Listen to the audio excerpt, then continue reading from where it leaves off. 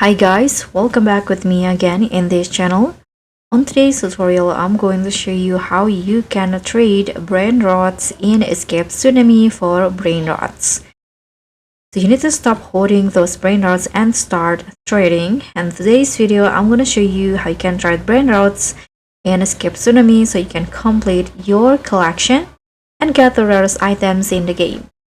So first, you just need to click on the trade options and you'll see the list of players which is on now with you.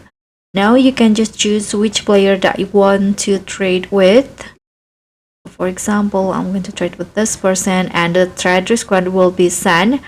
But if they reject your trade request, you can find another players. For example, this one. And the player also can disable the trade request, so you cannot make the trade with them, and you can just make another one in here until you see or the trade request is sent. And you need to offer some Robux in the trade, and after that whether they will accept or reject your offer.